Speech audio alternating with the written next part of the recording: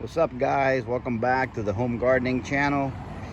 I wanted to do this video to show you guys how you can reuse big plants like this. Like this is okra, and you can see that these plants are 6 or 7 feet tall. They've come to the end of the season, and now I ripped them up in order to work the soil where they were planted. Now I'll take out all these weeds and use them for compost too. Sometimes I'll just put topsoil over them or compost and just grow right on top of the weeds, and they'll die and they'll serve as fertilizer underneath the soil. But this okra, what I'll do is I'll take a machete now and I'll chop it up to pieces, and then I'll just bury it over in my compost pile. And these guys will actually become fertilizer.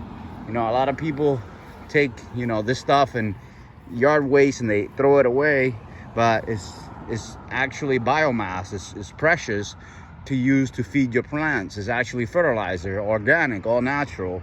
As you can see here, I got a big pile of soil, and a lot of this soil is actually some of those plants, like squash plants, that I just buried under there. There's all kinds of yard waste.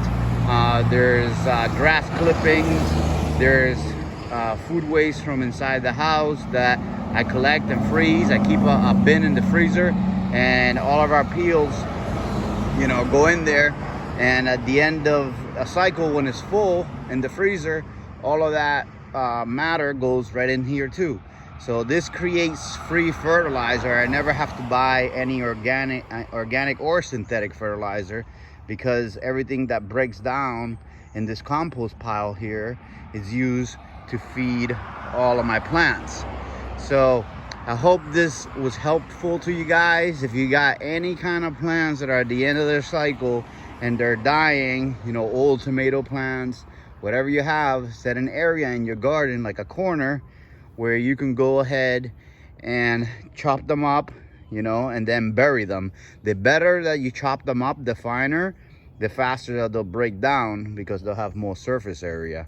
So if you break them down really fine, you're gonna get a finished product a lot faster. So, if you got a mulcher or a chipper or some kind of, electric device that cuts down, big trunks like this, is even better, because you could do it faster. But we have 2 sharp machetes, and 2 sharp machetes at the same time will chop this down pretty quickly, and then we'll just wheelbarrow it over there and bury it. So that's pretty much it, guys. I just wanted to do this video because I know a lot of people take their yard waste and they set it up by the side of the street, and you're throwing away precious material. I pick up leaves whenever I see people that rake their leaves and set them on the side of the road. I pick them up and actually bring them to my yard to use them as mulch and as fertilizer. So all of this stuff, that's going to waste, that's organic material, can be put back into your soil so you don't waste it.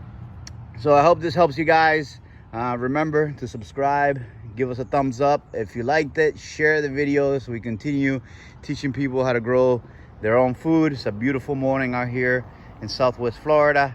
Everything is green and growing beautifully, even though the heat is insane. But we are growing a lot of our food. See you guys really soon on the next one.